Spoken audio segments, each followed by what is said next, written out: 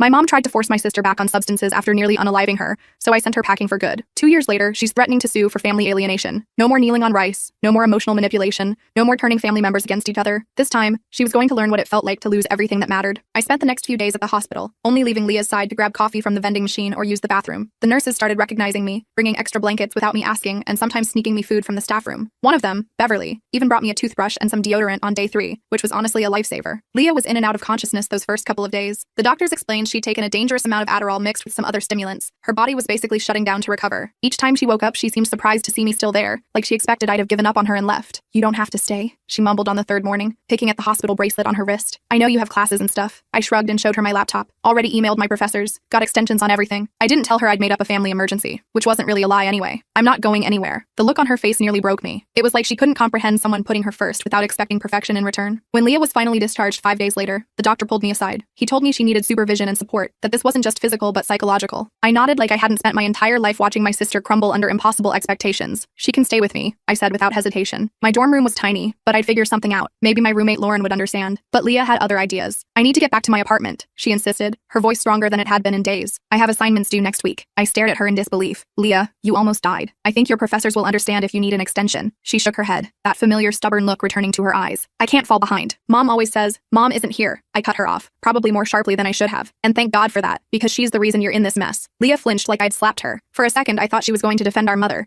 but instead, she just looked down at her hands. "I don't know how to be any other way, Katie." That hit me hard, because I knew exactly what she meant. When you've spent your whole life being told your worth depends on achievement, who are you without it? I drove Leah back to her apartment, which was about an hour from the hospital. The place was immaculate, of course. Color-coded binders lined her desk. Her planner was filled with highlighted tasks and deadlines. Even her refrigerator was organized by food group and expiration date. It was like living inside a productivity app. "Jesus, Leah, when do you actually live?" I muttered, taking in the sterile perfection of her space. She ignored the question and headed straight for her desk, where a stack of textbooks waited. I intercepted her, physically blocking her path. "Nope, doctor's orders. Rest first." I steered her toward the couch and practically forced her to sit down. "When was the last time you watched a movie just for fun?" She blinked at me like I'd asked her to recite the alphabet backward in Mandarin. I don't remember." "So that's what we did." I pulled up some mindless comedy on her laptop, ordered pizza, and made her sit there and do absolutely nothing productive for 3 straight hours. At first, she was tense, checking her phone every few minutes, making mental lists of all the things she should be doing. But somewhere around the halfway mark of the second movie, I noticed her shoulders relax. By the end, she was actually laughing. I stayed the night on her couch, and the next morning I called my professors to explain I needed another week. Most were understanding, though my econ professor was a real duck about it. Whatever. Some things were more important than perfect attendance. Over the next few days, I established a routine. I'd wake up before Leah, make coffee, and hide her textbooks. When she'd emerge from her room, already anxious about all the work she wasn't doing, I'd hand her breakfast and distract her with something totally unrelated to school or achievement. We went for walks. We tried baking cookies. Disaster. We talked about everything except our mother. A week into this arrangement, I knew I had to head back to Stanford for at least a few days to take some exams I couldn't postpone. I was packing my overnight bag when Leah appeared in the doorway of the guest room I'd been using. "You're leaving?" Her voice had that slight tremor that reminded me of when we were kids, and she'd try not to show she was upset. "Just for a few days," I assured her. "I have to take these midterms or I'll fail the courses." She nodded, trying to look like it didn't bother her. "Of course, you should go." I zipped up my bag and turned to face her. "I'll be back on Friday, but Leah, I need you to promise me something." "What?" "Promise me you won't contact Mom while I'm gone." Her eyes widened slightly. I wasn't planning to. Good, because she can't know about any of this. Not the hospital, not me staying here, none of it. I took a deep breath. "And I need you to promise you'll take your meds exactly as prescribed. No extras, no skipping." She crossed her arms defensively. "I'm not a child, Katie." "No, but you're recovering, and I need to know you'll be okay while I'm gone." After some back and forth, she promised. I left her with the number of a therapist the hospital had recommended, made sure her fridge was stocked, and drove back to campus with a knot in my stomach. I didn't want to leave her, but I also knew I couldn't put my entire life on hold indefinitely. The week crawled by. I called Leah every night, and she seemed okay, tired but stable. She even mentioned she'd contacted the therapist and made an appointment. I aced my midterms despite the stress and lack of study time, which felt like a small victory. When I returned to Leah's apartment that Friday, I was shocked to find her looking better.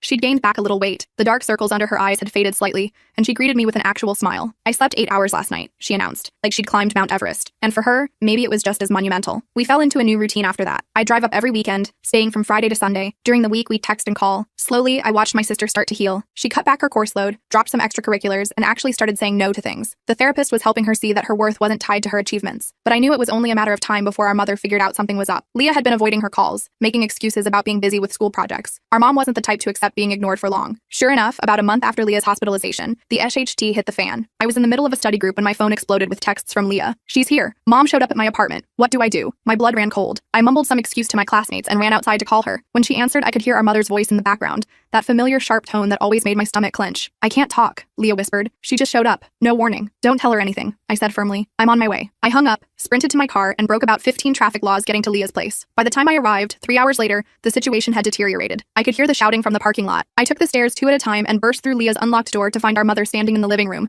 waving a bottle of prescription medication. "What are these?" she demanded, her perfectly manicured nails clutching Leah's antidepressants. "Are you so weak you need pills to function now?" Leah was backed against the wall, looking smaller than I'd seen her in weeks. All the progress we'd made seemed to have evaporated in our mother's presence. Then our mother spotted me. Her eyes narrowed to slits. "I should have known you'd be involved in this. Corrupting your sister with your mediocrity." I'd spent years taking her verbal abuse, but something in me snapped. Maybe it was seeing Leah shrinking back into herself. Maybe it was remembering her hospital bed. Whatever it was, I'd had enough. "Put those down," I said, my voice steadier than I felt. "Those are Leah's prescribed medications, and you have no right to touch them." Our mother scoffed. "Prescribed by who? Some quack who encourages weakness? Leah doesn't need these. She needs to toughen up and get back to work." She turned to Leah. "I brought you something better." She reached into her designer purse and pulled out a small baggie filled with pills. My stomach dropped. Adderall. The very thing that had put Leah in the hospital. "Premium stuff," our mother said, like she was offering a special treat. "Much better than that generic garbage you were taking. This will help you focus. Get back on track." Leah stared at the pills, and I could see the conflict in her eyes. Part of her, the part our mother had cultivated for years, was tempted. The other part remembered waking up in a hospital bed with tubes down her throat. I stepped between them. "Get out," I told our mother. "Now." She laughed. That cold, dismissive sound I'd heard my whole life. "This isn't your apartment, Catherine. You don't get to tell me what to do." "It's my apartment," Leah said quietly from behind me. Her voice was shaking, but she stepped forward. "And I want you to leave." Our mother's face contorted with rage. "After everything I've done for you? This is how you repay me? By listening to your failure of a sister?" "Katie isn't a failure," Leah said, her voice growing stronger. "She's at Stanford. She has friends. She's happy." She took a deep breath. "And I want to be happy too." "Happiness?" Our mother spat the word like it was poison. "Happiness is for the mediocre, for people who settle. I raised you to be exceptional. You raised me to be miserable," Leah countered. "And I'm done with it. Please leave." For a moment, I thought our mother might actually hit her. Her hand twitched at her side and I tensed, ready to intervene. But instead, she just smiled. That terrifying cold smile that never reached her eyes. "Fine. Throw away everything I've given you. But don't come crawling back when you realize what a mistake you're making." She dropped the baggie of pills on the coffee table. "You'll need these eventually, when you're ready to be my daughter again." She swept out of the apartment, slamming the door behind her. The silence that followed was deafening. Leah stared at the pills on the table, then at me. Without a word, she picked up the baggie, walked to the bathroom, and flushed the entire contents down the toilet. I followed her, watching as the last of them disappeared in the swirling water. "She's going to make us pay for this," Leah said quietly. I nodded. "Probably, but we'll handle it together." That night, we stayed up late talking, really talking, for the first time in years. Leah told me things I never knew. How our mother had been even harder on her when I wasn't around. How she'd threatened to pull Leah out of school if her grades slipped even slightly. How she'd isolated Leah from friends who might be distractions. I believed her, Leah admitted,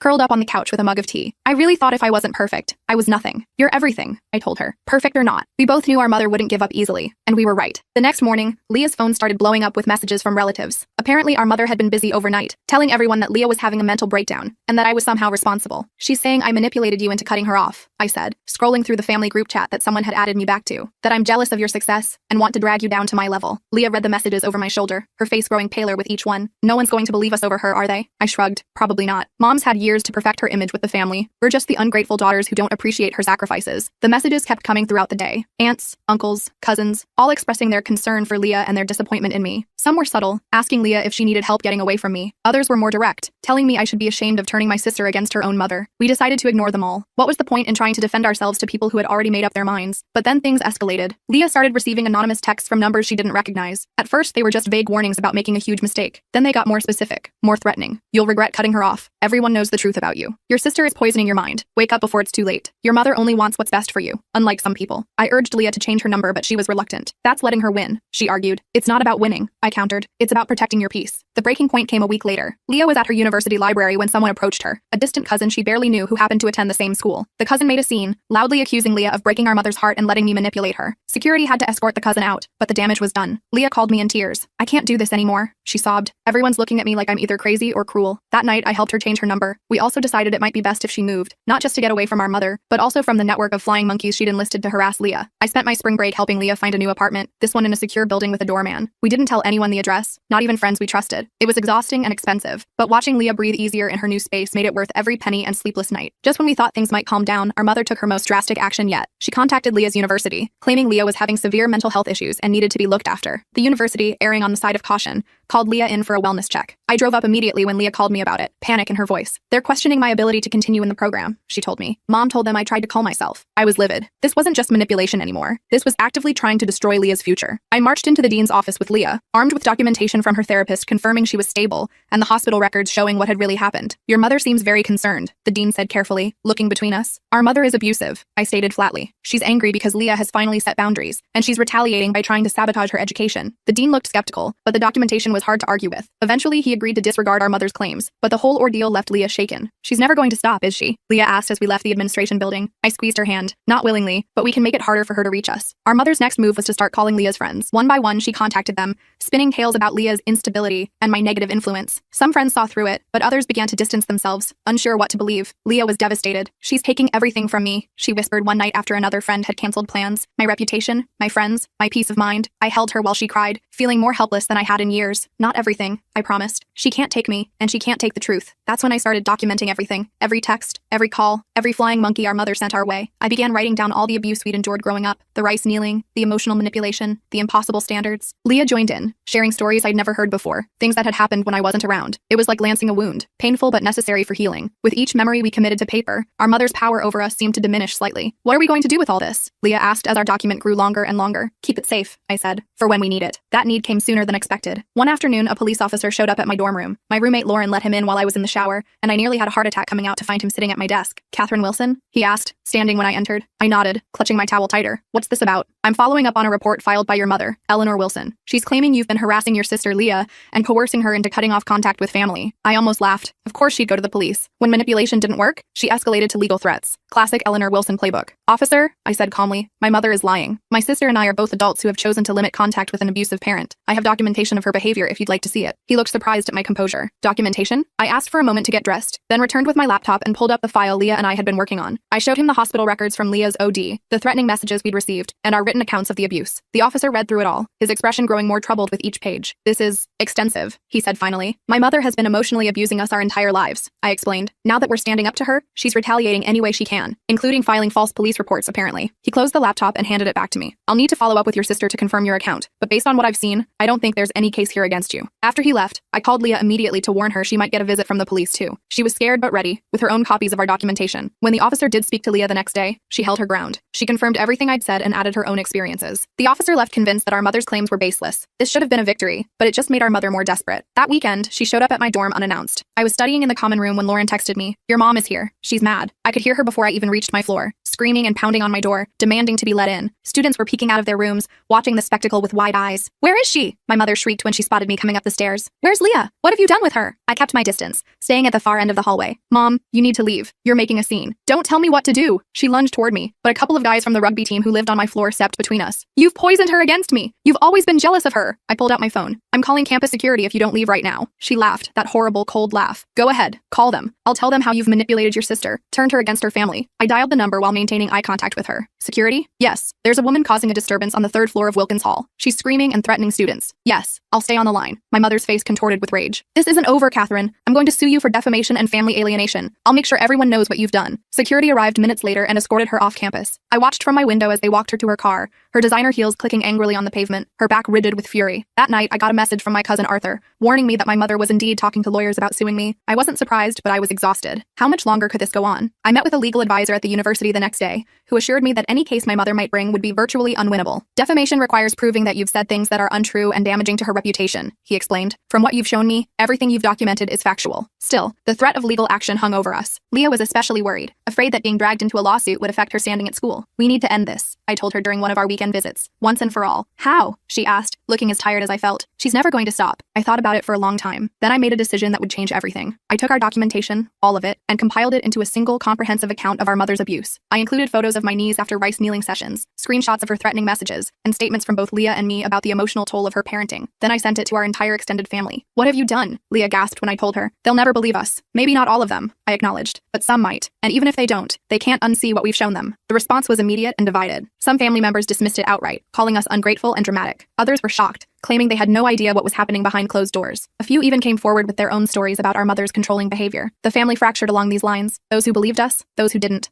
want to get involved. Holiday gatherings would never be the same, but I couldn't bring myself to care. For the first time, the truth was out there, impossible to ignore. Our mother, predictably, was furious. She called, texted, emailed, raging about how we'd betrayed her, how we'd pay for this humiliation. We blocked her on every platform. Then, silence. For 3 whole days, we heard nothing from her or her supporters. Leah and I were cautiously optimistic that maybe, just maybe, she'd finally given up. We should have known better. On the 4th day of silence, I got a text from my Aunt Janice. She'd always been one of Mom's biggest supporters, so seeing her name pop up on my phone made my stomach drop. "Have you seen what your mother posted on Facebook?" I hadn't. Both Leah and I had blocked Mom on all social media platforms weeks ago. I asked my aunt to screenshot it, and when the images came through, I had to sit down. Mom had written this long, dramatic post about how her daughters had abandoned her after she'd sacrificed everything for us. She included old photos of us as kids, looking happy at birthday parties and family vacations, the kind of carefully curated moments that made us look like the perfect family. The comments were flooded with sympathy and outrage on her behalf. I called Leah immediately. "Mom's gone public with her victim narrative," I told her, forwarding the screenshots. "She's painting herself as the heartbroken mother whose ungrateful daughters turned on her." Leah was quiet for a moment. "Let her," she finally said, surprising me. "We know the truth. The people who matter know the truth." Her calm reaction shocked me. Just a month ago, this would have sent her spiraling. But therapy was working. She was getting stronger. The next day, I got a call from a number I didn't recognize. Against my better judgment, I answered it. "Is this Catherine Wilson?" a woman's voice asked. "Who's asking?" I replied, immediately on guard. "My name is Cynthia Martinez. I'm a reporter with the Daily Chronicle. I'm doing a story on parental alienation, and your mother Eleanor Wilson contacted me about her experience." My blood ran cold. Mom was taking this to the press now? I hung up without responding and immediately called Leah. "A reporter just contacted me," I told her. "Mom's trying to get our story in the newspaper." "Jesus," Leah muttered. "She really won't stop, will she?" We spent the next hour coming up with a plan. We couldn't stop Mom from talking to reporters, but we could refuse to engage. No comments, no interviews, nothing that would add fuel to the fire. But Mom was always one step ahead. The next day, an article appeared in the Daily Chronicle's online edition. "Mother's Heartbreak. Local woman shares story of daughter's estrangement." The article was mostly Mom's perspective, with a few quotes from family friends, probably her flying monkeys, backing up her claims. The reporter noted that Catherine and Leah Wilson declined to comment for this story. The article itself wasn't that bad, but the comment section was brutal. People calling us ungrateful, saying we should be ashamed, speculating about what kind of awful daughters would abandon their mother. It made me sick to my stomach. Leah called me in tears. "Everyone at school has seen it," she said. "Someone printed it out and left copies in the student lounge." I was furious. This had gone too far. "I'm coming over," I told her. "We're ending this today." I skipped my afternoon classes and drove straight to Leah's new apartment. When I got there, she was sitting on her couch, surrounded by crumpled tissues. "I can't do this anymore, Katie," she said, her voice hoarse from crying. "I can't keep fighting her." I sat down next to her and took her hands in mine. "Then let's stop fighting." She looked at me confused. "What do you mean?" "I mean, let's stop reacting. Stop defending ourselves. Stop caring what she does or says." I squeezed her hands. "Let's just live our lives and let her scream into the void." Leah wiped her eyes. "You make it sound so easy." "It won't be," I admitted. "But I think it's the only way we'll ever be free of her." We spent the rest of the day making a plan. First, we changed our email addresses and phone numbers again. We set up new social media accounts under slight variations of our names, just for close friends. We told our universities to flag any communications from our mother or anyone claiming to be a family member. Most importantly, we decided to completely disengage from the drama. No more checking what Mom was saying about us. No more defending ourselves to family members. No more caring what strangers on the internet thought. It was like cutting off a limb, but it was also strangely liberating. The next few weeks were tough. Mom escalated her campaign, giving interviews to anyone who would listen. She even started a blog called "When Children Abandon Their Parents," which was thinly veiled stories about us. Some family members continued to reach out, either to berate us or beg us to reconcile with her. We ignored it all. I focused on my classes at Stanford, and Leah threw herself into her therapy and her reduced course load. We talked every day, supporting each other through the hard moments. About a month into our new approach, I got an unexpected visitor at my dorm. It was my cousin Elijah, who I hadn't spoken to since the family split. I was wary when I saw him standing outside my door, but he quickly raised his hands in surrender. "I come in peace," he said. "Can we talk?" I let him in, keeping my guard up. Elijah sat awkwardly on my desk chair while I perched on my bed. "I owe you an apology," he said, surprising me. "I believed your mom's version of events without question. But then I started noticing things that didn't add up." He explained that he'd been at a family dinner where Mom had gotten hammered and started ranting about us. Her mask had slipped, and the venom in her voice when she talked about me had shocked everyone at the table. She'd said things like, "I should have drowned her at birth," and "she was always defective." "No one who loves their child talks about them that way," Elijah said. "That's when I knew you were telling the truth." I didn't know what to say. Part of me wanted to feel vindicated, but mostly I just felt sad. Sad that it had taken such an extreme display for people to believe us. Elijah wasn't the only one. Over the next few months, more family members started reaching out,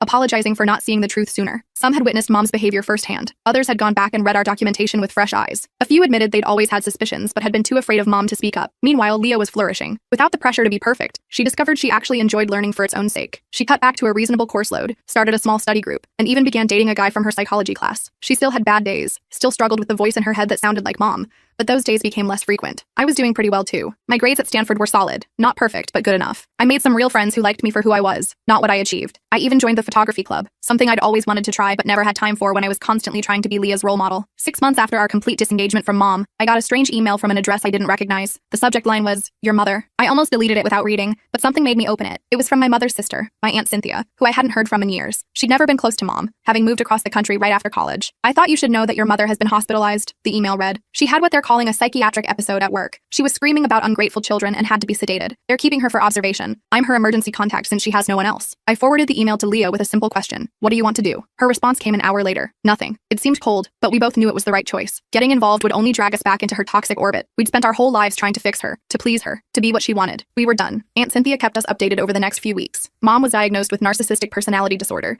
which surprised exactly no one. She was prescribed medication and therapy, but according to Cynthia, she wasn't taking either seriously. She was still fixated on us, still convinced we were the problem. She'll never change, Leah said when I shared this with her. But we have. And we had. A year after Leah's OD, we were both different people. Stronger, happier, free from the crushing weight of impossible expectations. Leah graduated with her bachelor's degree that spring. Not as valedictorian, not with a perfect GPA, but with a solid education and her mental health intact. I flew in for the ceremony, and we took about 1 million selfies together in her cap and gown. Did you ever think we'd get here? She asked as we sat on her apartment floor that night, eating takeout straight from the containers. Honestly, no, I admitted. There were times I thought Mom would destroy us both. Leah nodded, pushing her noodles around with her chopsticks. She almost did, but we're still here. We clinked our soda cans together in a toast. Still here, I echoed. Mom continued her campaign against us for a while, but it lost steam as fewer people paid attention. The family members who believed her dwindled as more of them saw her true colors. Eventually, even the most loyal flying monkeys got tired of her constant drama. I graduated from Stanford 2 years later. Leah flew out for my ceremony, and we recreated the selfies we'd taken at her graduation. Neither of us had heard directly from Mom in over 3 years by that point. According to family gossip, she'd moved to Florida and was telling everyone there about her estranged daughters who abandoned her. Do you ever miss her? I asked Leah as we sat on the beach the day after my graduation. It was something we rarely talked about. Leah thought about it for a moment. I miss the mom I wished I had, she finally said. Not the mom we actually got. I nodded. That summed it up perfectly. We still have bad days sometimes. Days when Mom's voice creeps back into our heads, telling us we're not good enough, not working hard enough, not perfect enough. But those days get fewer and farther between. Leah is working as a school counselor now, using her own experiences to help kids who are struggling with pressure and expectations. I'm at a tech startup, doing work I enjoy with people I actually like. We talk almost every day, and visit each other at least once a month. Last Christmas, we rented a cabin in the mountains, just the two of us. No family drama, no impossible standards, no walking on eggshells. We built a fire, drank hot chocolate, and exchanged simple gifts. It was the best holiday either of us could remember. If you're not first, you're last, Mom always said. Well, we're neither first nor last. We're just us, and finally that's enough.